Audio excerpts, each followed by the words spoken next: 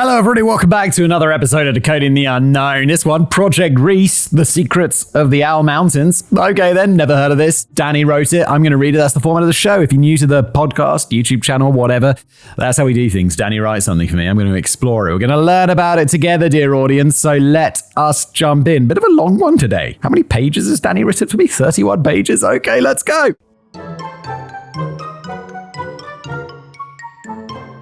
If you've concluded that your best shot at accumulating vast wealth in life is to wander aimlessly around the countryside with a metal detector, a flask of tomato soup, and a naturally sunny disposition, then the first thing I would advise is to hold off putting the deposit down on that luxury super yacht. Yeah, everyone knows that the best shot at accumulating vast wealth is start a YouTube channel and podcast. I mean, not really.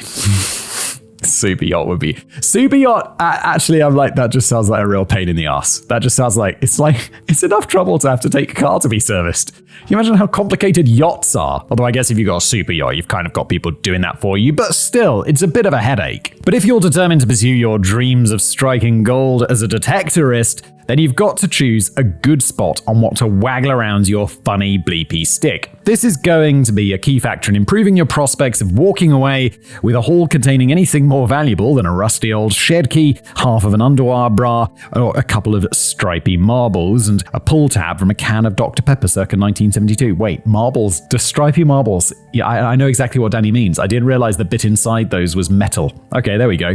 Also, gold is a non-ferrous metal, right?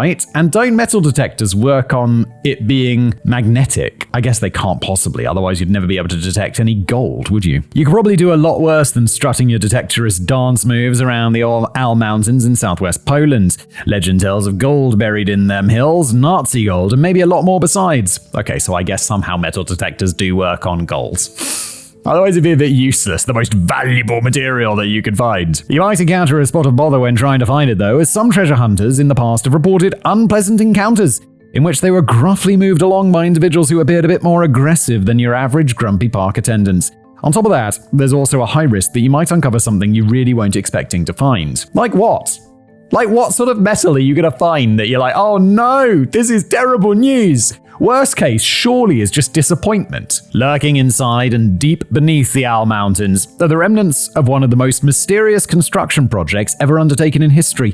Codenamed Project Riese, the unfinished project consisting of 7 sprawling subterranean complexes was first commissioned by Adolf Hitler during the height of the Second World War in 1943. But the exact purposes of the project have never been made entirely clear. I don't know, maybe just want some big old bunker to hide out underground, like in case it went wrong. I mean, it didn't exactly work out in the end, did it? Because he was hiding in that bunker in Berlin and they, still popped it. He popped himself off, but only because otherwise he would have got popped off. Just before we dive back into today's episode, let me take a moment to talk about something pretty important, and that's your personal data and how easily it can be accessed online. Imagine this. Anyone can look up your name and find out where you live, your phone number, even potentially details about your family, which is pretty scary. Well, that's where today's sponsor, Incogni, comes in. Incogni protect your personal data by reaching out to data brokers on your behalf, requesting the removal of your info and keeping it off the market for good. Data brokers collect and sell your information without you even knowing. Your home address, phone number, even your shopping habits are up for grabs. Incogni stops all of this by handling all of the heavy lifting for you. Using Incogni is super easy. You just create an account, grant them permission to work on your behalf, and then sit back while they handle everything. Plus, their service is automated, so they'll keep protecting your data for as long as you're subscribed. Data breaches are becoming more common, and your personal info can end up in the hands of all sorts of nefarious actors. Plus, they offer a risk-free 30-day trial so you can try it out and see the benefits firsthand. Plus, with my promo code UNKNOWN, you can get 60% off an annual plan. Just go to incogni.com/unknown and take back your personal data. Big thank you to Incogni for sponsoring, and now back to today's episode. Speculation runs rife that Project Riese was intended to be a boss-sized bunker, a fancy new HQ for the Third Reich, or an entire underground city. But it may also have been the site of a grim laboratory in which the Nazis were secretly developing anti-gravity weapons, nuclear bombs, flying saucers, and time machines. I mean, wait. This is heavy duty, Doc. This is great. 2 of these are absurd. And, I mean, anti-gravity weapons, maybe, possibly, someday, but current understanding of science, no way. And then nuclear bombs and flying saucers, definitely things that exist. I mean, flying saucers, like not aliens, but like the US military's built like flying saucer shaped in the past. Time machines, though, come on now. And it could well be the spot on the map which marks the rough location of long lost treasures, including a vanishing Nazi gold train, which is said to have been heaving with quite a few more valuables than you're ever likely to pick up when flinging a metal detector around Cleethorpes Beach. I don't even know where that is, Danny. The intriguing point here is that at least some of these wacky theories aren't quite as outlandish as they may first sound. So what kind of secrets could really be hiding in the bowels of the Owl Mountains? And are we ever going to dig up the truth? Or is it destined to remain buried forever? Going underground! In August 2015, preliminary excavation work got underway near a railway embankment known as Kilometre 65 in the Polish city of Wolfsburg, around 80 kilometers or 50 miles away from the Owl Mountains Landscape Park. A couple of guys had convinced the government that the legendary Nazi gold train was waiting to be found deep beneath the surface, and they had ground-penetrating radar images to prove it. Okay, I feel like I would have definitely heard of this like giant Nazi train gold being found, so I'm going to guess that those penetrating radar images didn't actually prove anything. But let's find out. It may seem like an odd final destination for a locomotive laden with gold, but to understand the logic behind this lust for loot, we naturally have to rewind back to the Second World War when Adolf Hitler first began to form yet another one of his slightly potty ideas. It was at some point in late 1943 that Adolf Hitler, famous for the Holocaust and possibly having a tiny deformed micropenis, issued the order for construction to begin on Project Riese in the Owl Mountains in Lower Silesia, a region which is recognized today as Polish territory, but back then, is considered to be within German borders. The Owl Mountains seems like an ideal location to start tunneling underneath the earth like little Nazi moles. Covering an area of roughly 200 square kilometers or 77 square miles, the tough, often inaccessible terrain is a steep, twisted wilderness where secrets are likely not to be found in a hurry. But it also is described today as a picturesque delight that offers breathtaking landscape views which can be admired while hiking, biking, or cross-country skiing. But Hitler probably didn't have cross-country skiing on his mind when he first ordered the digging. No. Hitler always just does genocide on his mind. Well, we don't even know the full extent of what he had in mind when he ordered the digging, but judging by the sheer vast scope of the project, it was something a little more serious than a man cave where he could chill out in the evenings and get a bit of peace after a hard day at the office. The actual name of the project might give you a clue, as Riese is the German word for giant. A total of 7 access points lead into the separate tunnel complexes, which were all expected to be connected up together at some point if the plans had not been somewhat scuppered by various other bothersome events that were unfolding around the world. 6 of those uncompleted complexes are located under the Owl Mountains, whilst the 7th is located slap bang under Kiziaj Castle, pronunciation, I don't know, in nearby northern Wolfsburg. Dating back to 1292, this was formerly one of the most opulent castles in Europe before it was seized and ransacked by the Nazis in 1944, after the previous noble residents had either fled or signed up for the Polish army. Ugh, Nazis ruining it for everyone. Around 90,000 cubic meters of tunnels are known to exist today. Jesus Christ, stretching out to around 5.5 miles on 9 kilometers in length. Okay. That like 90,000 cubic meters makes you think, oh my God, that's a lot of space. And I mean, like 5.5 miles like in underground tunnels is quite a lot, but it's not what you imagine when it's like 90,000 cubic meters. And venturing down to varying levels between 65 to 165 feet or 20 to 50 meters. All of this sounds pretty impressive in itself. As we'll discover in a little while, some records suggest the original complexes were way bigger than that. Under normal circumstances, you might have expected a big job like this to cost a pretty packet, but it's not like it had to phone around to find the most competitive quote. No, he's going to use slaves. He already had access to a huge workforce plucked from labor camps and concentration camps who could do this kind of shit for free. Yes, it's an interesting way to describe slavery, Daddy. They'll just do it for free! Woo! After cutting down trees, digging reservoirs and drainage ditches, and creating a new network of roads and bridges to connect the excavation sites to local railway stations where deliveries of fresh materials could be picked up, very long sentence, the real work got underway. While specialists were brought in to handle the complicated bits such as blasting the rocks with explosives and reinforcing the tunnels with concrete and steel, the majority of the digging and the manual labor was carried out by thousands of largely Polish, Italian, Czechoslovakian, and Soviet prisoners of war, along with thousands more more Jewish prisoners transferred from the Auschwitz concentration camp. And this was clearly no picnic, as the forced laborers were shoved into a humid and dangerous environment and ordered to dig into gneiss, Gneiss rock, which has about the same hardness as steel. Oh, good lord, that's going to be miserable work. It's reported that even children as young as 10 were roped into the project, pushing around mining carts or performing other menial tasks. Well, yes, the Nazis, I mean, what do we expect? The conditions were as appalling as you'd expect, not helped along by a typhus epidemic which wiped out a large chunk of the workforce in December 1943. Even without the typhus epidemic, the chances of surviving the job appeared to be fairly remote, as the average life expectancy was just 4 months. While the exact figures will never be known, it's estimated that around 13,000 prisoners worked on the project at some point. The lucky ones were those who were deemed too exhausted to continue and were returned to prisoner of war camps and concentration camps. If the lucky outcome of your work detail is to be returned to a concentration camp, you know you are in a shitty place. But around 5,000 of the prisoners are estimated to have died on the job, either from disease, exhaustion, malnutrition, predictable accidents in lethal conditions, abusive treatment from the guards, or execution after a failed escape attempt. There were 14 documented executions linked to escape attempts, but the true figure is likely to be higher. Yeah, if you're going to die, or, best case, be sent back to a concentration camp, you'd be like, yeah, I'll fucking take a shot, let's go! Although considerable progress had been made by April 1944, Hitler still wasn't happy and felt that things needed to be sped up a bit. Lazy Slavs and Jews.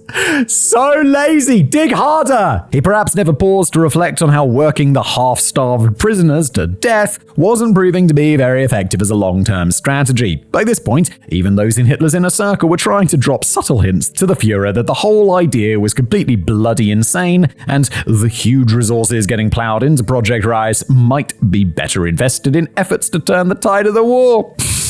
You don't say! Project Riese had originally been overseen by the Silesian Industrial Company, which had been freshly formed for this very purpose. But as an increasingly impatient Hitler demanded quicker results from dying workers, he took the decision to pass control of the project over to the military engineering outfit, Organization Tot, which was headed by his chief architect and close ally, Albert Speer. Although Albert Speer was unlikely to have dared voice his concerns to Hitler, he did later suggest in his memoirs that he had reservations over how the project was tying up indispensable mining specialists and draining critical resources, noting how it was getting through more concrete than it had put aside for air raid shelters for the entire population of Germany. I mean, it's Hitler, right? But also, like, what the fuck are you doing, dude? You need this elsewhere. You don't want to build some giant gold bunker in Poland when you don't have enough air raid shelters in Germany proper. Come on, get it together. Meanwhile, Hitler's adjutant, Nicholas von Below, was a little braver than Albert Speer, openly criticizing the plans to a stubborn Hitler who would not be swayed. Nicholas wants to get shot. In his own memoirs, von Below later said, "During the year, I visited this facility twice, and each time had the strong impression that I wouldn't see its completion. I tried to inspire Speer to somehow influence Hitler to give the order that the project be stopped. Speer said that was impossible. The extravagant work continued at a time when every ton of concrete and steel was so urgently needed elsewhere. It was only after Albert Speer and Organization Tot had taken over the project that the decision was made to extend operations to Kazar's castle in Walbrich, which had been seized by the Nazis. The castle had already been stripped bare of valuable art, ceiling frescoes, mosaic tiling, and elegant furniture, leaving the building little more than an empty husk of centuries of memories. But now, why? Why not just leave it there? You've already captured this area, right, Nazis? You think it's all just going to go brilliantly, and if it doesn't go brilliantly, well, it's going to be game over anyway, isn't it? So why are you stripping it bare and taking the shit elsewhere? Why not just leave it as a nice castle and give it to, like, one of the top Nazi dickheads? Come on. But now, the workmen were moving in to install new elevators, so it wasn't all doom and gloom. Although we can't be sure of the exact purpose of Project Riese as a whole, it's generally presumed that these new castle elevators, two words that don't go together very often, would either lead down into a complex that would serve as either Hitler's own private bunker or an entire new HQ for the Third Reich, or quite possibly both. It's interesting to note that of all the 7 separate complexes, the Kizil's Castle complex is considered to be the most complete, even though work didn't start on this until very much later than the others. So it was clearly a pressing priority in the eyes of Adolf Hitler, who may have considered an emergency evacuation route to be of more importance than whatever else was going on in the other complexes. Yeah, but the problem is if you have something like this isn't a good strategy to go and hide out in, like a giant bunker, because you've enslaved like thousands of people to build it. They're going to talk. Like as soon as a concentration camp's liberated, they'd be like, yo, you might want to check out those mountains in Poland, because that's where he is. That's where he's hiding, assuming that's how it went. You've got to just disappear. It seems that the ultimate plan was to eventually connect all 7 complexes together to create one giant subterranean labyrinth of tunnels and halls and chambers and laboratories and, I don't know, staff breakout rooms with ping pong tables and water slides. But it turns out that Nicholas von Bello was bang on with his gut feeling that he'd never see the completion of Project Riese. By early 1945, the Allied forces were closing in on Germany, and the Red Army were heading in the general direction of the Owl Mountains. And it didn't look as if any of them were in the mood for biking, hiking, or cross-country skiing. No, they're in the mood for death. Although work continued on Project Riese right up until the dying days of the war, even after the death of Adolf Hitler, famous for his lamentable artwork and possibly having a tiny deformed micropenis, the last remaining SS unit eventually fled for their lives as the Soviet forces descended on the Owl Mountains after liberating Poland. The last time I made a comment in a video or read a comment about Adolf Hitler's artwork not being very good, there was some dude on Twitter who was like, oh yeah, look at this painting and tell me it's not good. And I'm like, bro, this is not a good look for you. Before their abrupt departure, the Nazis grabbed whatever treasures may or may not have been stashed in the tunnels before booby-trapping all 7 complexes and blasting them to rubble with the intention of making them completely inaccessible to any nosy Parker Allied soldiers or detectorists who might be stumbling around the Owl Mountains in the future. It's not yet clear what happened to the prisoners who were still working on Project Riese at the time, but we can make a grimly calculated guess. They were nowhere to be found when the Soviet soldiers arrived, and no mass graves were ever located. As it seems unlikely that the fleeing SS unit would have taken the prisoners for a ride. Oh no, they're just in there, aren't they? They left them in the complex and then blew it up, and so they're just sealed in there. That's f***ed up, Nazis.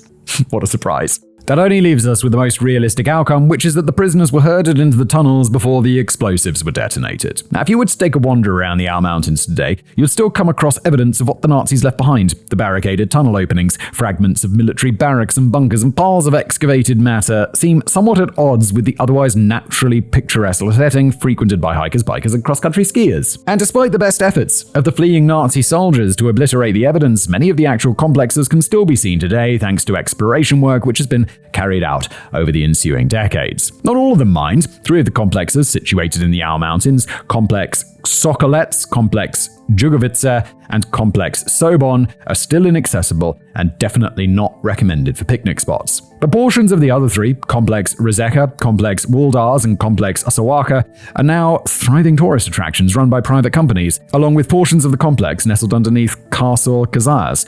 I find this stuff super interesting. Like, the tunnels underneath Berlin. What's the giant wall? The Iron Wall? The Berlin Wall? What am I doing? Like, there's all these tunnels underneath the Berlin Wall, which you can go and see on a tour in Berlin. It's super fascinating. This is all done in a tasteful way, of course. There's no sign of an underground cocktail bar or a mining cart fairground ride for the kids. Instead, the tour guides will lead you through the craggy networks of chambers and halls and guard rooms whilst explaining the known history of the locations and the plight of thousands of prisoners who lost their lives during the construction. If you're feeling particularly adventurous, you might enjoy a visit to Complex Waldars, in which some of the tunnels are flooded and can only be accessed via a boat trip. But the really intriguing point here is not so much the portions of the tunnels that can be visited today, or even the portions of the tunnels that are known about but remain inaccessible to the public. It's the portions of the tunnels that we don't know about. According to his memoirs, Chief Architect Albert Speer estimated the total of 213,000 cubic meters of tunnels had been carved into the Owl Mountains. As we are currently only aware of about 90,000 cubic meters of tunnels, this would indicate that there are a further 123,000 cubic meters which have yet to be discovered. Wow.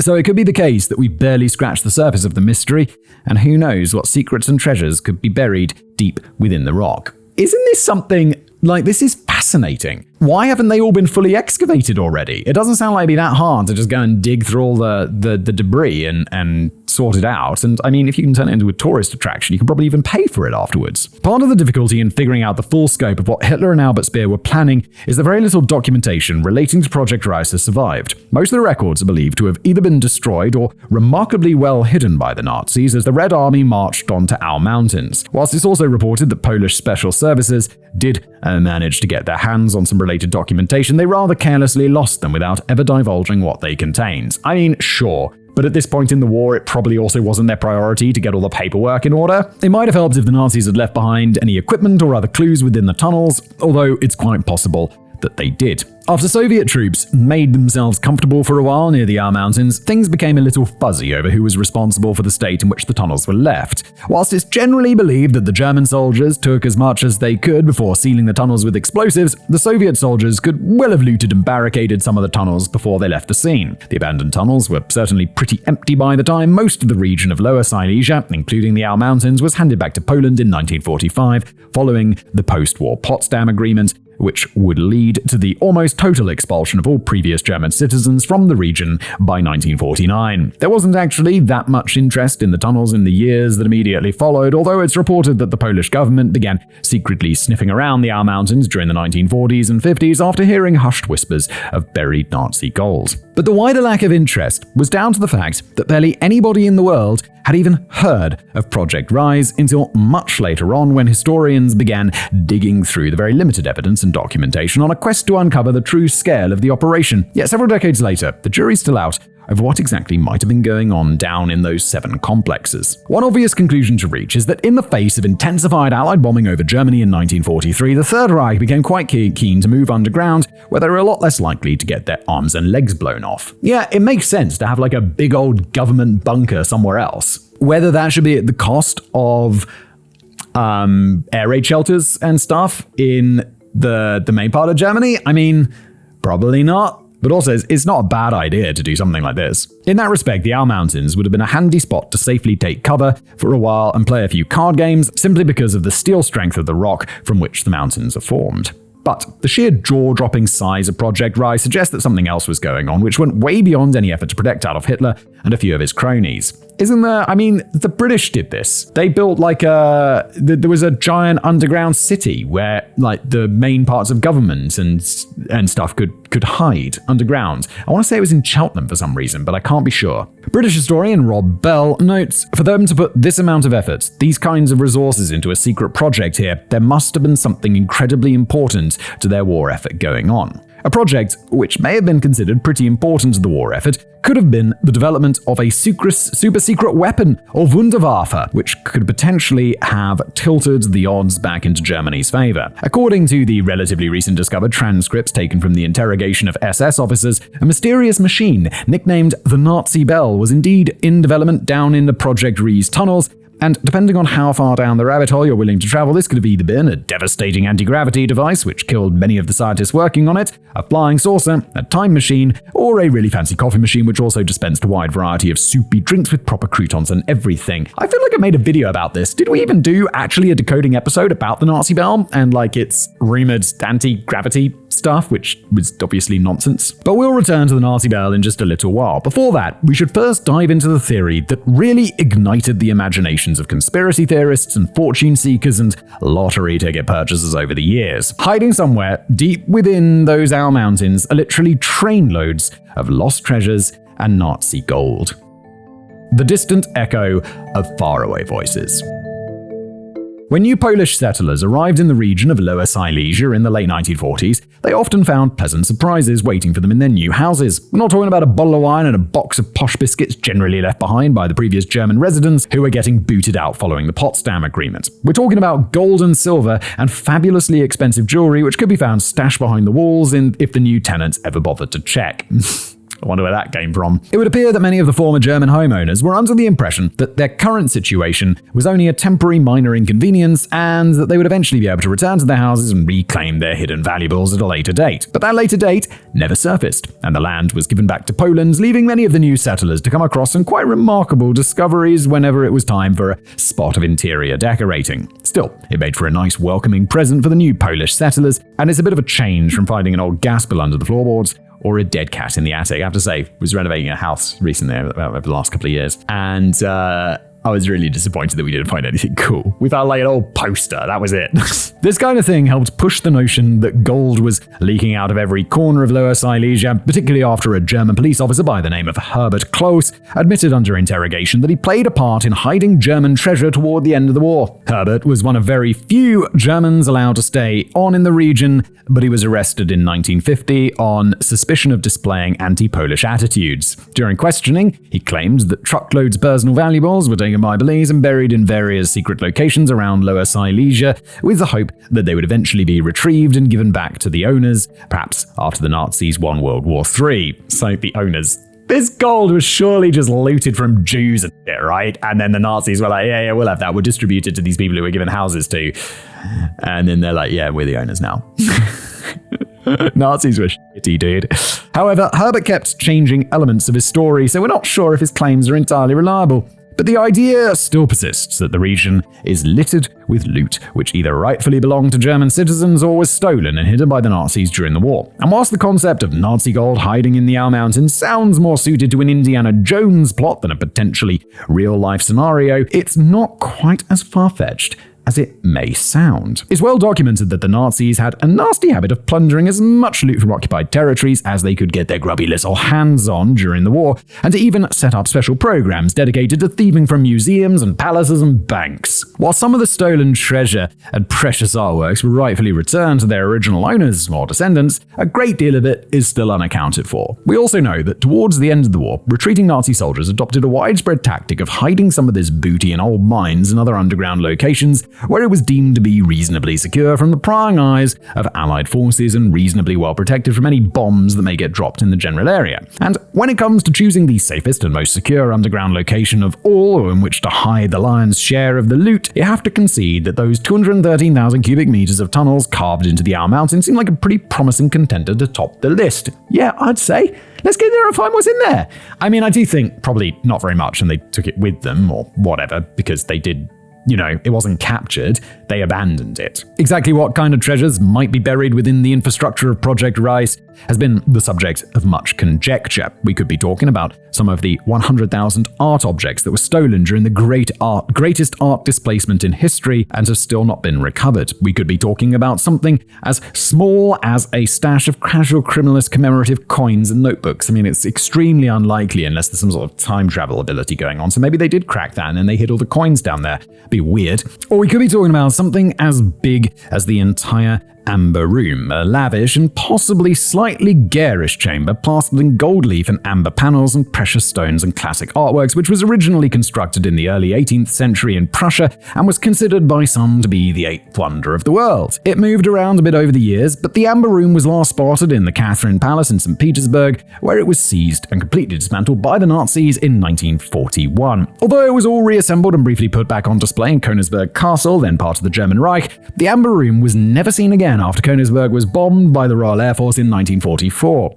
Small fragments of the room are reported to have been found in peculiar places over the years, leading to speculation that maybe the rest of it was shipped away safely before the bombs dropped. However, the general consensus is that the chances of it being completely destroyed are a bit higher than the reconstructed Amber Room still being on full display exclusively to an audience of earthworms and burrowing owls in the Project Riese complexes. Again, I think it's unlikely, but it'd be cool to find out. Let's go excavating, come on! The most enduring theory of all relating to buried treasure is that the Owl Mountains were the final destination of a locomotive that just appeared to vanish into thin air. During the final months of the war in 1945, an armoured train is said to have departed the station at the city that we today know as Wrocław, the Polish capital of the Lower Silesian voivodeship. The train was headed toward the station in Wałbrzych, about 40 miles or 70 kilometers away, but it never arrived. At some point between Wrocław and Wałbrzych, the armored train just went missing in action. Now, as a resident of the UK, I'm not totally unfamiliar with the concept of trains performing a sudden vanishing act, particularly the 1247 from Bodmin to Bristol Parkway, which appears to shimmer in and out of existence with every fresh glance at the arrivals board. Yeah, British trains are kind of a bit of a joke. But it was something a little more serious than a public train service getting cancelled due to the wrong type of leaves falling on the track. Before the train set off on its journey from Wrocław, there were alleged sightings of German soldiers loading it up with all manner of gems gems and jewels and paintings, as well as a rumored 300 imperial tons of gold. Good lord. That's got to be billions, right? That's billions. I'm not sure what an imperial ton is, but it's quite close to a metric ton. So let's just say it's 1,000 kilos. The price of gold is what? $60,000-ish, probably more these days. So that's 60 million, and they got 300 tons of it. Yeah, it's like 18 billion. That's a lot of money. Or was it 1.8 billion? I'm not sure. Sorry. Either way, it's a lot of money. As the Red Army marched ever closer to Lower Silesia, it appears that the German soldiers were under instructions to take the treasure for a surprise outing. But the journey was never intended to pootle along all the way down to the usual rail track leading to Walsbrich. Instead, the train was diverted at some remote spot on a makeshift temporary track which led into an old mine or tunnel system, after which the track was removed and the mine or tunnel entrance sealed up. The exact location is up for debate, but one natural theory to emerge from all of this is that the train had a special spot reserved in one of those 7 Project Riese complexes, most probably the one underneath the castle. And it could still be there today, buried deep in one of the many undiscovered portions of the sprawling complex. I do kind of believe, we know there's shipwrecks out there with billions of dollars of gold that have just gone missing. And same for these trains and stuff. Some of it's rumored, some of it's not. Some of it is definitely true, and it's just missing. So it's somewhere. It's very cool. Treasure hunting is very fascinating. Again, whilst the whole idea of a Nazi gold train might sound a little fanciful, the Nazis certainly had form when it came to this kind of thing. In 1945, as the Soviet army advanced on Budapest and Hungary, the order came from the German Supreme Military Command to stuff a load of treasures, largely stolen from Hungarian Jews, onto a 46-car freight train bound to Germany via Austria. The massive haul of valuables, including 5 tons of gold, 700 pounds or 317 kilograms of diamonds and pearls, and thousands of paintings and oriental rugs, had an estimated value of somewhere between $50 to $350 million at the time, which after punching the numbers into my pocket calculator would give me somewhere in the region of $870 million to $6 billion today, which is they're 5 tons of gold. There's otherwise 300 tons.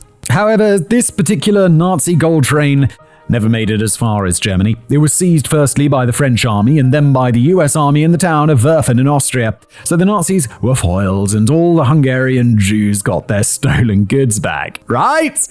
Well, not quite. In fact, no, not at all. The Nazis were certainly foiled, but barely anything went to the rightful owners. The US declared that it was impossible to verify the rightful ownership of all this treasure, so some of it was auctioned off with proceeds going to the International Refugee Organization, some of it was given to army exchange stores, and some of the nicer pieces of art and furniture, someone mysteriously pops up later in the homes of high-ranking US Army chiefs, majors, brigadiers, and generals. Are you shitting me? You can't be serious. US Army, you should be held to a higher standard. Even today, we still don't know exactly what happened to over 200 high-value pieces of artwork seized from the Hungarian Nazi gold train. It wasn't until 1999 that a report prepared by the Presidential Advisory Commission on Holocaust Assets in the United States revealed the shortcomings in the restitution efforts, leading to an eventual apology to the Hungarian Holocaust survivors from the US government, and a settlement in 2005 totaling $25.5 million, which is still being distributed to Jewish social service organizations today. Only a single Holocaust survivor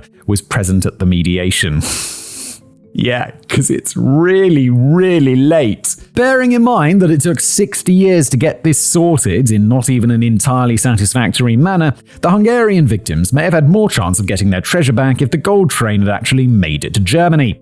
And I'm still not sure why the US Army took charge of the train after it had already been seized by the French Army, unless the French Army just got a bit confused and surrendered. and surrendered everything in their position to the first soldiers they saw wearing a different uniform. Well, it would be very French of them. But before we get too sidetracked with the Hungarian Nazi gold train, the main point I'm making here is that the Nazis were known to load up trains with stolen treasures and known to bury such treasures underground. So is it really so unfeasible that another Nazi gold train could still be lying undiscovered in the complexes of Project Riese after going off the rails? The late Polish miner, Tadeusz Słowikowski, was convinced that the treasure train was hiding somewhere near the Owl Mountains. Before his recent death at the ripe old age of 90, Słowikowski pretty much devoted the last half of his life, Jesus Christ, that's 45 years, to finding the Nazi gold train. You might even say it was a bit of an obsession. Yeah, he spent half his life doing it. You could say that, Daddy. You just might. Back when Słowikowski was still a miner working near Walbrich in the 1950s, his fluency in the German language helped him to strike up several friendships with some of the few German miners who had still been allowed to live in the region, even if they weren't usually treated with much respect from the rest of their Polish colleagues. One of the German miners told Słowikowski the story of the disappearing train, whilst another told him the story of Project Rice tunnels, which is still not widely known at the time. But it was a third German miner who had become particularly close friends after Słowikowski bravely intervened in a random beating from the Polish lot. This guy told Słowikowski a harrowing story which didn't initially seem to be connected to the vanishing train. Towards the end of the war, this miner had been very good friends with a whole family of fellow Germans who were murdered by Nazi soldiers. This does raise an obvious question as to why Nazi soldiers were murdering German civilians, but many years later, Tadeusz Słowikowski reckoned that he'd stumbled across the answer. At some point in the 1970s, Słowikowski claims to have had a conversation with a former train stoker who had witnessed a high-security fence being erected around the train tracks near an embankment known as Kilometer 65 between Wrocław and Walsbrich. This was on the very same day that the gold vanished. Curious to find out what was going on behind the fence, the stoker climbed on top of one of the carriages of the train on which he was working, which sounds a bit dangerous if it was moving, and witnessed several other train carriages being pushed into a tunnel by German soldiers. It was only when Słowikowski later visited Kilometer 65 himself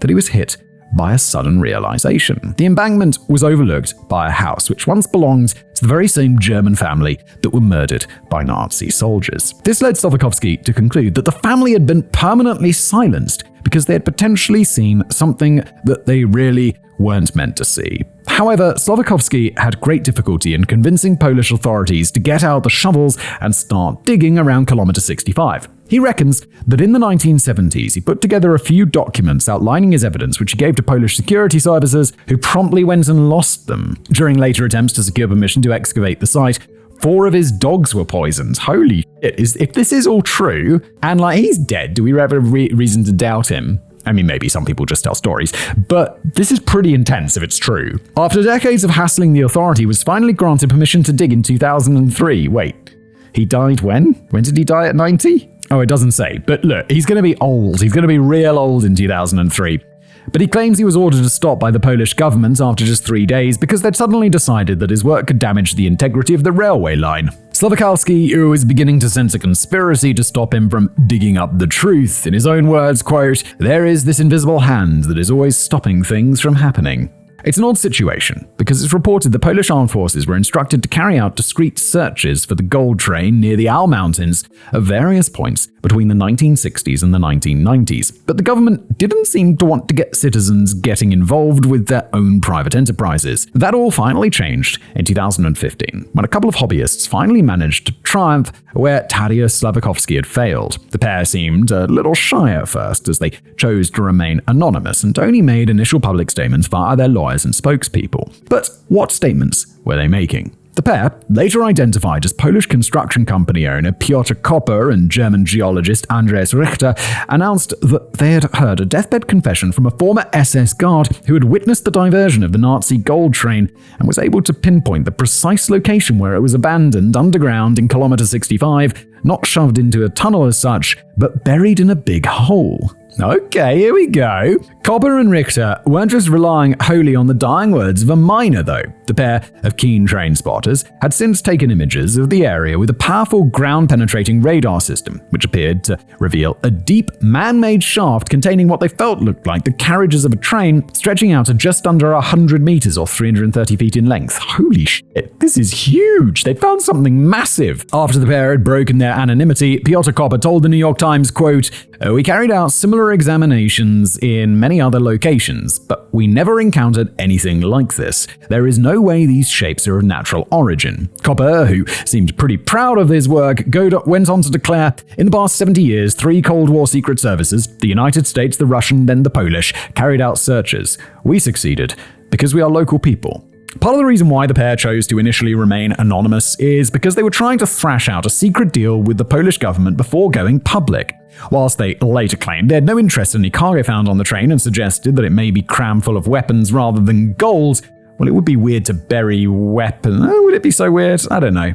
A sentiment shared by the original gold Nazi train spotter Tadeusz Słowikowski, this rather conflicts with what had earlier been going on behind the scenes with the lawyers. Copper and Richter had point-blank refused to tell the government the exact location where they had taken the radar images until they had been guaranteed a 10% finder's fee. This seems extremely reasonable and fair. That's a pretty big slice of the pie for a couple of guys who later claim to have no interest in the cargo and they just really like digging. I mean, people can change their minds.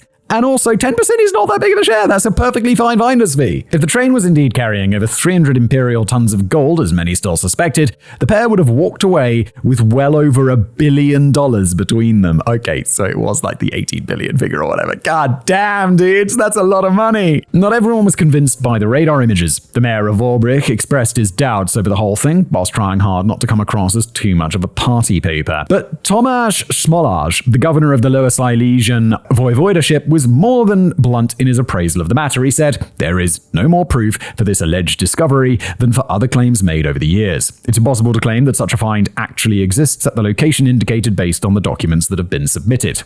However, the mayor and the governor clearly couldn't spot a real train if they were standing on platform 8 with a pair of binoculars and a telescope.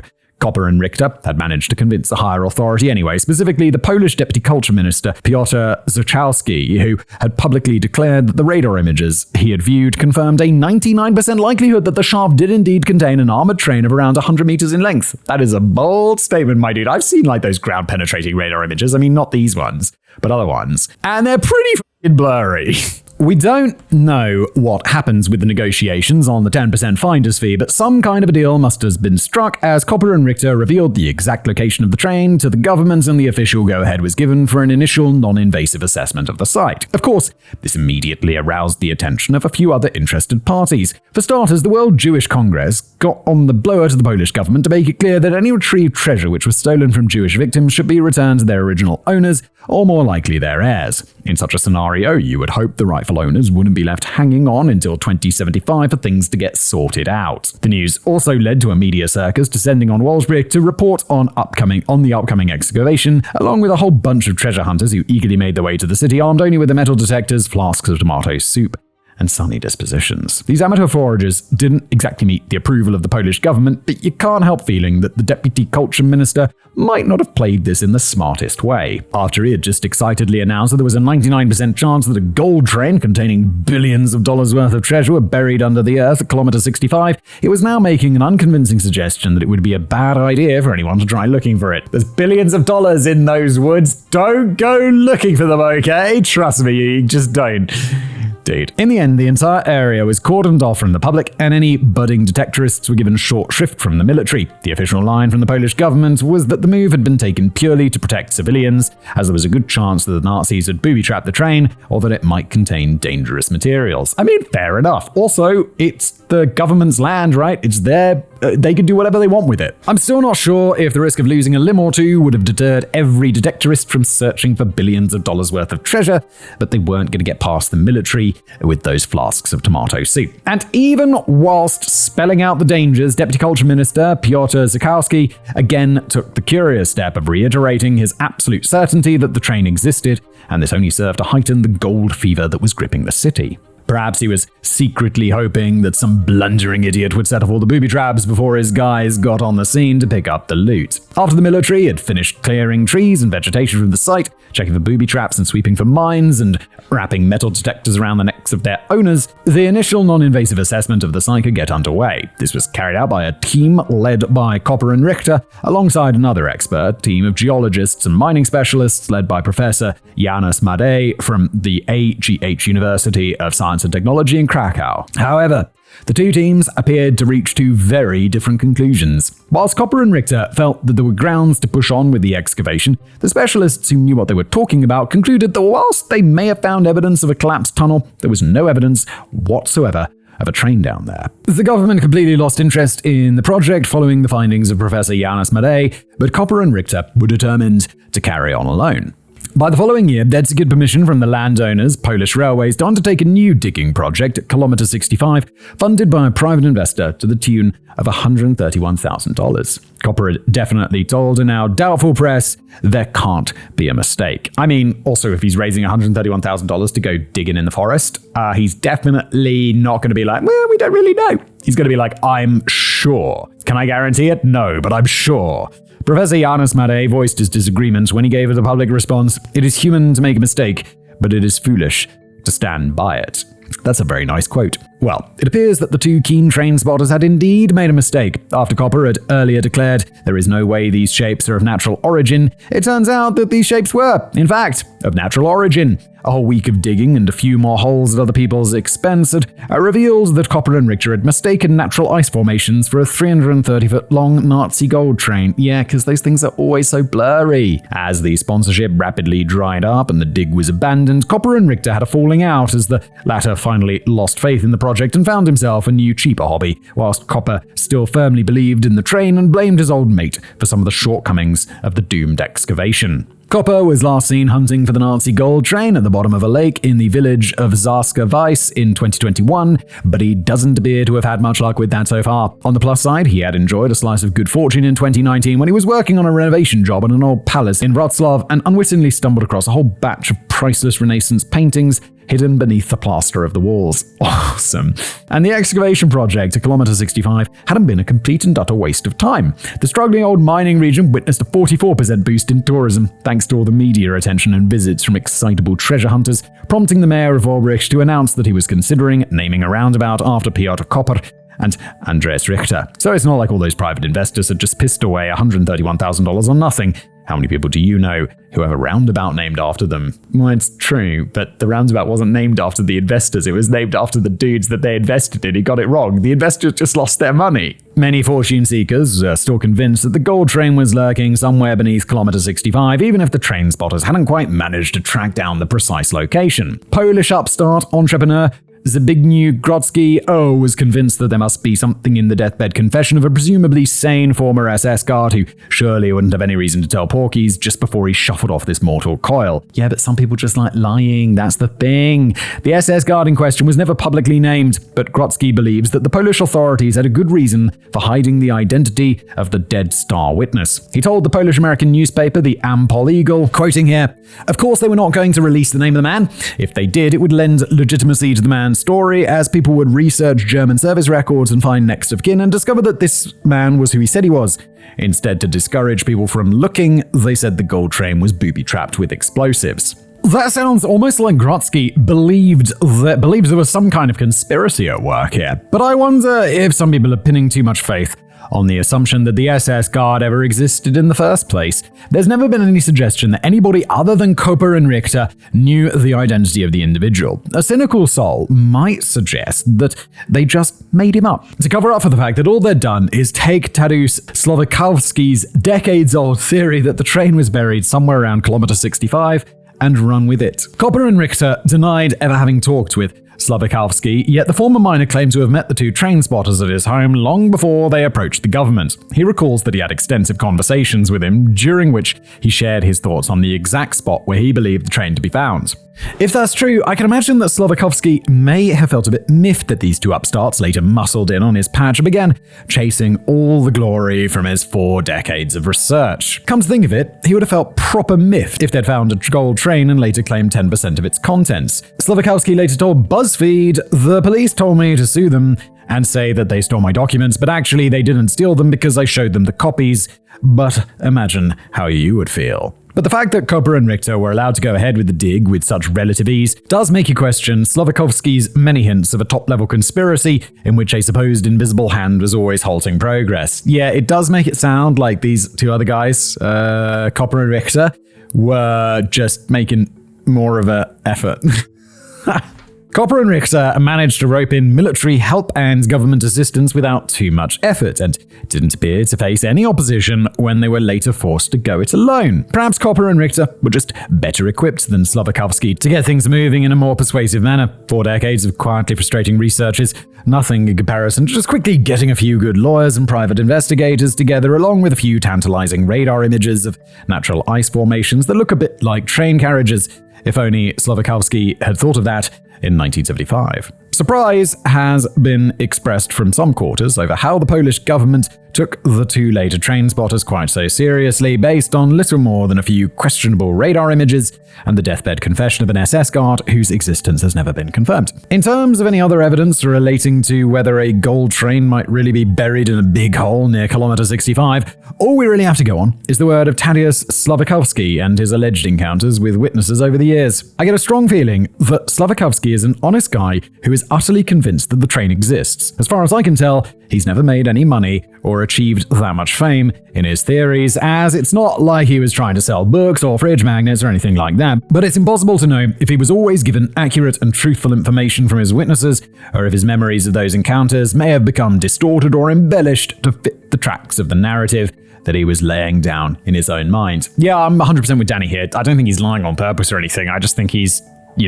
memory's imperfect. This information is imperfect. It's all pretty difficult. That's not to say that we should totally dismiss any silly notion of ever finding buried Nazi gold, if we're using that phrase as a collective term to describe all the gold bullion, valuable coins, and assets seized by the Nazis during the Second World War. It's difficult to speculate on how much Nazi gold may still be out there somewhere, as it's not like we have exact figures on how much was stolen in the first place. Much of the gold may have quietly ended up in Swiss bank accounts, many of the treasures may have later been looted by the Red Army after Berlin fell, and I suppose some of it may even been dug up long after the war by informed German soldiers who still had mental maps of where X marked the spot. The official line from historians is that there never has been any concrete evidence to indicate that any treasures are still buried in the Project Riese complex. Some have even suggested that the whole theory was purposefully cooked up as Nazi propaganda to give the impression that the losing side at least managed to hold on to much of their stolen wealth after the war, so it wasn't all bad news. Yeah, except it's buried underground where you can't get it. But taking into account the already established known habits of the retreating Nazis, it is not entirely unreasonable to consider that pockets of Nazi gold, including some of those 100,000 art pieces still missing today, might still be buried somewhere around the vast undiscovered portions of the tunnels of Owl Mountain. Yeah, if they're paintings though, they're going to be pretty badly ruined, unless they're in some sort of magical safe. Because it's going to be damp down there, and paintings don't do well in the damp. Yet perhaps a shrewder move would have been to try and ship the majority of the stolen treasure to South America, which ended up becoming something of a safe haven for Nazis after the war. After all, it makes more sense to hide the treasure in a place where you're more likely to be able to pick it up again soon, rather than a region that was likely to be liberated by Soviet forces. Still, while Piotr Koper and Andreas Richter had no joy in finding a physical Nazi gold train, that 44% boost in tourism generated by their efforts certainly brought a smile to the faces of the population of Warburg amid suggestions that the train didn't even need to be found for the city to strike gold. As cafe owner Marek Marciniak told The Telegraph, nobody ever sees the Loch Ness Monster, but people still go to Loch Ness. Yes, that's a really good point. And despite his initial reservations, the mayor of Warburg later told the press, whether the explorers find anything or not, that gold train has already arrived. I just hope Copper and Riese got their names on that roundabout and maybe just leave a little bit of room for Tadeusz Słowikowski. A bomb in Walbridge Street.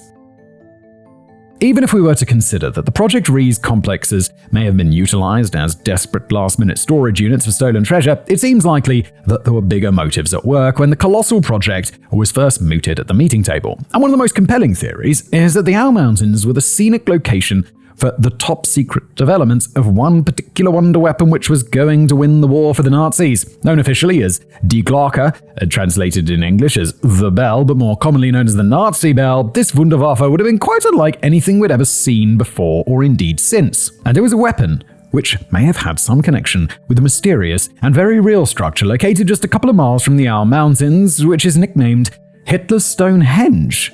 Oh my. Now, regular viewers of Decoding the Unknown with good memories, not yet addled by the long-term effects of alcohol and substance abuse, okay, might remember that Katie wrote a cracking script on Die Glocke a little while ago. I do remember, that's what I was remembering earlier. But I'd like to serve a relatively brief, fresh take on the theory, whilst being careful not to retread on too much of the ground that Katie already covered. So you'll hopefully not suffer any serious side effects if you're allergic to the sensation of déjà vu. So, here we go. You'll hopefully not suffer any serious side effects if you're allergic to the sensation of déjà vu. Very clever, Danny! It's often suggested that the Nazis always boasted vastly superior military tech to the Allied forces during the Second World War, but this is the kind of debate that gets historians hopping around and pulling out their own beard hair in anger. It's true that Nazi Germany was the first to develop jet fighters, V-1 pulse-jet cruise missiles, and V-2 rocket-powered ballistic missiles, and they also came up with some pretty cool tanks, although it's arguable how much good any of this did them during the war. I mean, not enough good because they lost. Besides the fact that the Allies won the race to develop nuclear weapons, and that kind of blows any credible argument out of the water. Yes, mate, that's a very nice tank, but look at the size of this atomic bomb. I'll let you throw the first punch if you like. It's true. It's like you brought a knife to a gunfight. But a lot of people still seem to be under the impression that the mad Nazi scientists were on the verge of making a pioneering breakthrough, which is still yet to be replicated by anyone nearly 80 years later. And it's only in relatively recent years the variety of published works have unearthed fresh evidence, including the documented confessions of a former S officer that one of their biggest technological triumphs was to have been the Nazi bell under development within the Project Riese tunnels. There's just a little bit of disagreement over what exactly it was supposed to do. The bell-shaped contraption was reported to be about 12 feet high and about 7 feet in diameter. Constructed from unidentified super tough metal, the bell housed two counter-rotating cylinders which were pumped full of a mystery mercury-like violet liquid that went by the name of Serum 525. When it was switched on, the bell was said to make a deafening buzz, not unlike the sound of a beehive turned up to 11. But slightly more significantly, anything or anyone said to be standing within about 200 meters or 650 feet of the activated bell would quickly begin to decompose and turn into greasy treacle. Oh, God. This apparently included at least 5 of the original 7 scientists who were working on the damn thing. Such pesky teething problems may just have been accidental side effects from the development of a device which was ultimately intended to be some kind of anti-gravity weapon. It seems that the Nazis were experimenting with a hypothetical phenomenon in which a person, an object, or even an entire place can be rendered free from the forces of gravity. Please. How exactly this would work as a weapon is open to speculation. I mean, if you had the ability to render something not subject to the forces of gravity, you could bet your bottom dollar is going to make a kick-ass weapon somehow, some way. Like, oh look, an approaching army of soldiers, brrr, and now they are floating into the sky. Like, yeah, it would be an awesome weapon, but it's not real. But seeing the device was said to have killed the very people designing it, the Nazi bell already sounds pretty dangerous to me. But the whole anti-gravity thing is one of the more sensible suggestions as to the true purpose of Die Glocke. Another theory is that the bell was merely the propulsion unit for a giant flying ship or spacecraft which could drop off the more important members of the Third Reich on the moon if things were getting a bit too hot on planet Earth. Isn't there that weird movie about Nazis on the moon? Like on the far side of the moon, and they have like a base up there in the modern day. It's weird. It's a weird movie. I don't think I finished it. This might explain the strange bell-shaped UFO that is alleged to have crashed in Kecksburg, Pennsylvania in 1965. I mean, yeah, it might explain it, or it might not. It might not. And by might not, I mean it doesn't at all. Yes, that's about 20 years too late, but the idea that SS General Hans Kammler, who mysteriously disappeared in 1945 and was never seen again, struck a secret deal with the US military in which he traded the Nazi bell technology for his freedom and a new identity. I mean, yes, we know that happens, but we know who these people were these days, right? This guy probably just ended up like drinking wine in Argentina and thinking about genocide. So, the bell-shaped craft that turned into a fireball before crashing into Kecksburg was a later US experiment that misfired rather than an extremely belated German attack. Or, and I mean, color me skeptical, but maybe it was a secret test aircraft. I mean, I guess this would be a secret test aircraft, but not one that runs on anti-gravity. It was just a fancy plane that crashed, and a plane that we have almost certainly, or we, the US military industrial complex, has achieved something much better since then. The true fate of Hans Kammler is still unknown, although eyewitnesses claim to have seen his corpse and attended his makeshift burial in 1945, and his wife successfully petitioned to have him declared officially dead in 1948. And we still haven't been given a definitive explanation for what was at the root of the alleged Kecksburg UFO incident. While the chances of it having anything to do with Die Glocke seem pretty remote, NASA never seemed to make up their minds about what it might have been. Yeah, NASA doing like the proto-Glomar response. We can neither confirm nor deny. Perfect phrase. That's what they're doing. They just didn't have the words for it yet. For several decades, it was deemed to be the failed re-entry of a Soviet probe, but more recently it was deemed to be a meteor in a prograde orbit. Oh my god, it's even less interesting than a secret spy plane. It's just a rock. Oh, the reality is always so disappointing, isn't it, dear audience? I'm sorry.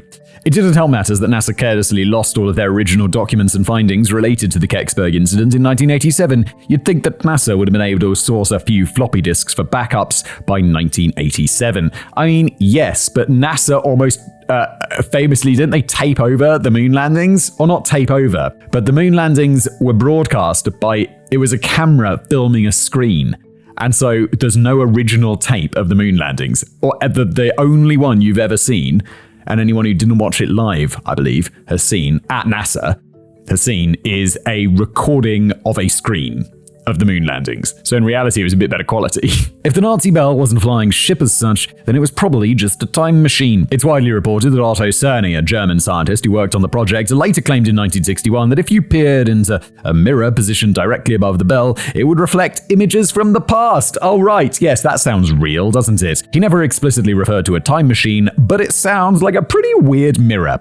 I mean, yes, all mirrors technically reflect images from the past if we're being pedantic, but I assume Otto meant that this mirror dived significantly further into the past than the one he was using for shaving. A fully working time machine would, of course, be a pretty handy contraption to have in the midst of a world war, as you could keep nipping back in time armed with the foreknowledge of your opponent's every move. Yeah, like the chronosphere from Red Alert 2. Yes! Taking a second to remember how the war panned out, you might assume that they never got quite round to perfecting the fiddly bits before the project was abandoned. Whether the Nazi bell was an anti-gravity weapon, a giant flying ship, a time machine, or just a particularly impressive dinner gong, another question we have to ask ourselves is where such a conspicuous object might be hiding today. If SS General Hans Kammler didn't hand it over to the US military as part of a secret deal, the most likely explanation is that it was either destroyed before the Red Army arrived, or it was shipped off to South America, along with all the Nazi gold. I suppose if they had succeeded in creating a working... Oh yeah, we're talking about a Nazi gold train. And now we're talking... It's even more like the Nazi gold train. I'd be like, yeah, there could be a train full of Nazi gold somewhere. And then it's like, oh yeah, but a time-traveling magical bell. Please. I suppose if they had succeeded in creating a working time machine, Hitler may have just driven it back to the 31st of August 1939 to create an alternate timeline in which he didn't bother invading Poland and instead lived out the rest of his life keeping chickens and running a sanctuary for cats and dogs. Yeah, Hitler loved animals, right? Oh god. One thing for sure though, Die Glocke was nowhere to be found in the Our Mountains after 1945, but a potentially physical clue is still standing there today, and it's absolutely massive. Around 3 kilometers away from the Project Riese access point stands a huge circular concrete structure which stretches up dozens of feet high. Known locally as the Muchalabka, a name first given to it many years after its construction by a Polish journalist, this peculiar monument is more commonly known by the nicknames of the Flytrap or Hitler's Stonehenge. Two very different names there. The 12 tall blocky pillars arranged in a huge circle do bear more than a few similarities to the real Stonehenge on Salisbury Plain in England, which was probably constructed by aliens many centuries ago. I went there and it was a bit rubbish. Yep, it was aliens. For sure. And we must have done a video about Stonehenge debunking that nonsense. But while mysteries still swirl around the construction and purpose of the real Stonehenge, Hitler's version has laid down the foundations for fresh waves of conspiracy theories, as nobody has ever been able to definitively explain why such an imposing monument had been erected in a random spot on the Our Mountains during the course of the Second World War. Just what was the point of Hitler's Henge? One suggestion is that it was built on the behest of Holocaust architect Heinrich Himmler, who was known to have a deep interest in the occult and other voodoo shit. The construction may have been intended as some kind of quasi-religious monument which would herald the imminent dawn of global Nazi domination, but you'd think Himmler would have had more pressing matters to attend to in the later stages of the war than fannying around with ornamental monuments. Sure, but people also be crazy. Like, if he's believing in the occult and all of this stuff, he could be like, yeah, if I make this monument, it's going to turn the tide of the war, you know? It was like, there's a news article I was reading today about Israel and Hamas, and the Israeli government were like, yo, we might have to loosen up the restrictions on Orthodox Jews who apparently they're exempt from serving in the defense force. And the reason why they say their excuse for not serving is that they're staying home and praying is what protects the country. I was like, how about you go in the military?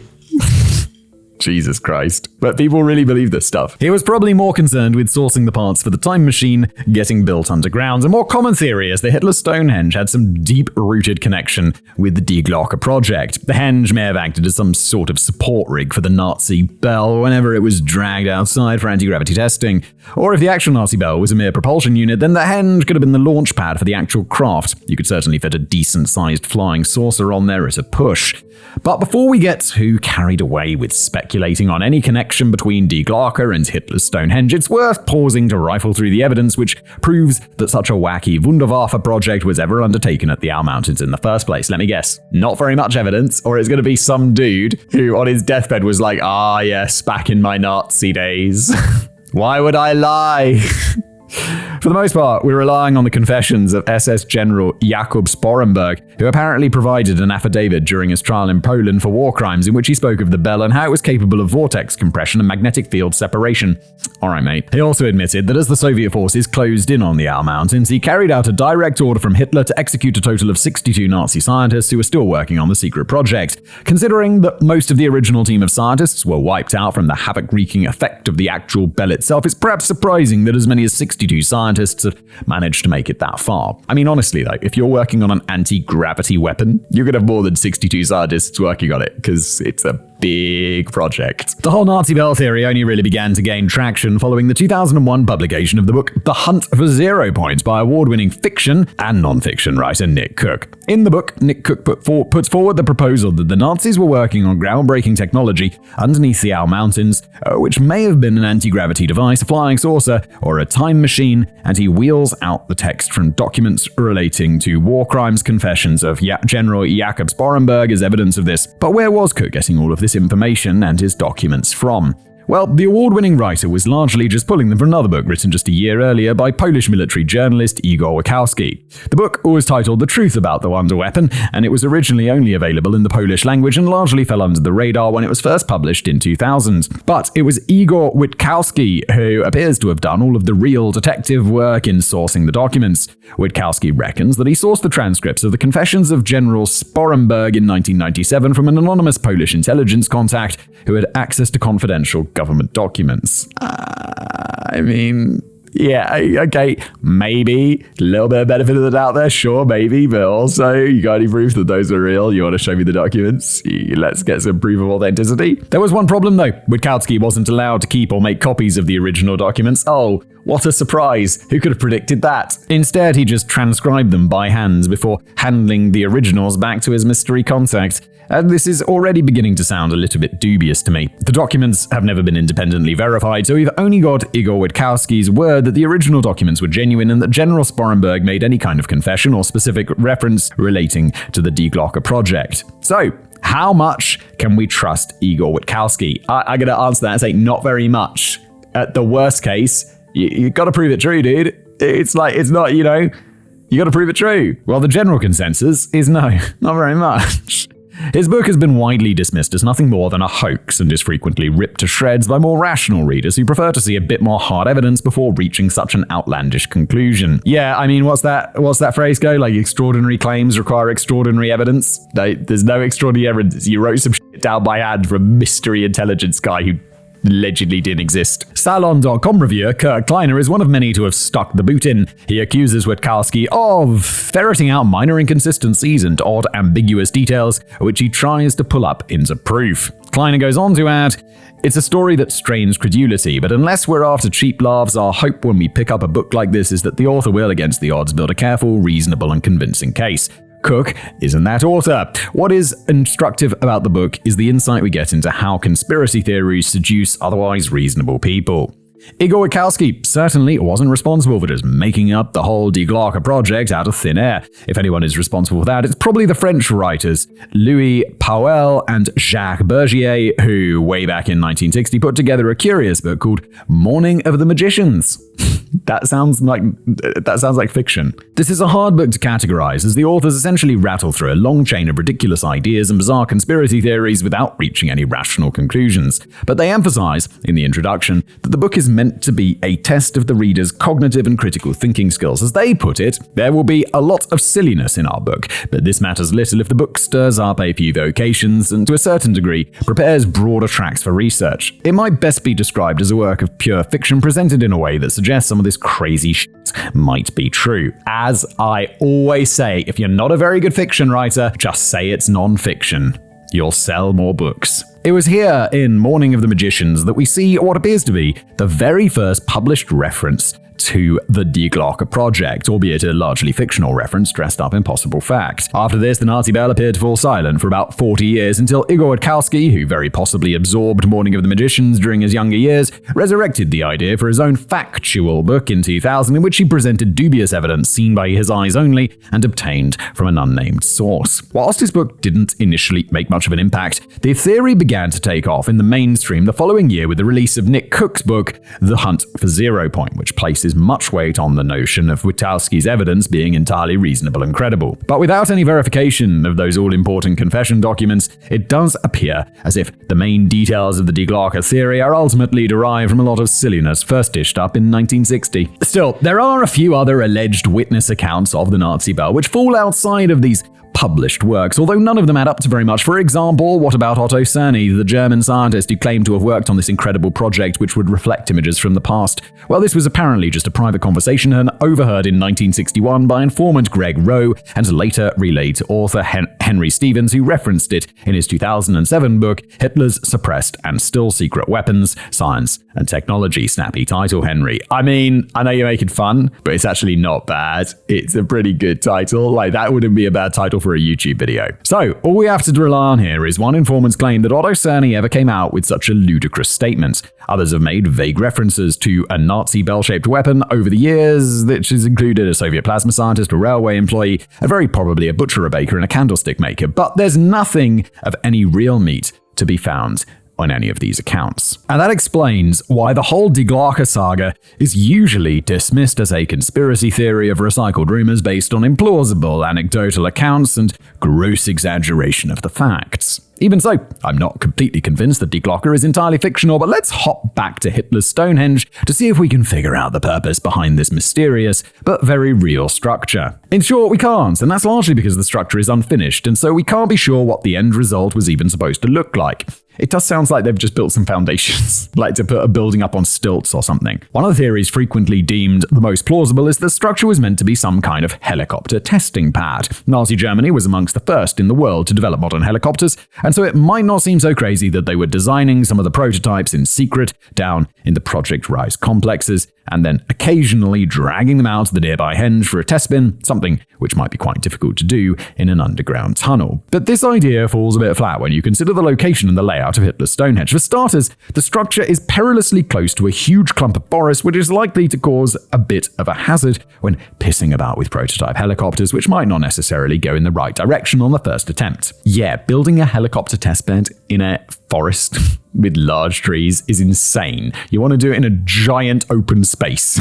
I saw a video the other day of like a personal hovercraft, not hovercraft, but like a drone. You'd sit in it and it's like a motorbike, but in the sky, and it's like a drone, and they're racing it through a forest. And all I'm thinking is like, oh boys, if this went off in one, I mean, I know it's to demonstrate how like safe and confident they are in the product, but it'd be like, god damn, if it went wrong, you're just like thrown into the trees, it would be a disaster. The real purpose behind Hitler's Stonehenge is likely a lot more mundane. One popular suggestion is that the structure was nothing more advanced than the early stages of a simple water tower. Yeah, it's like foundations. It's like, or like a structure to put something on top of.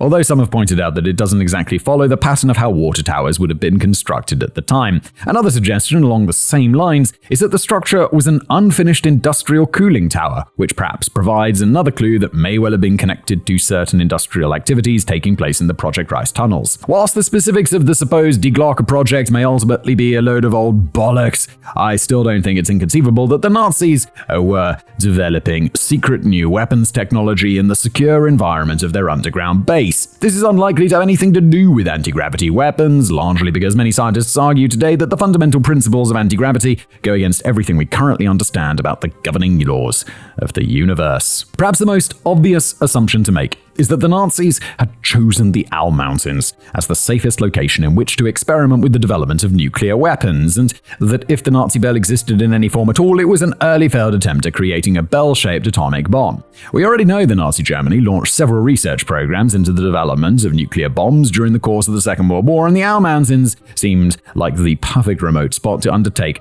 potentially dangerous research programs during which proper nasty it might start leaking all over the place. Yes, like radiation. That could definitely kill the scientists.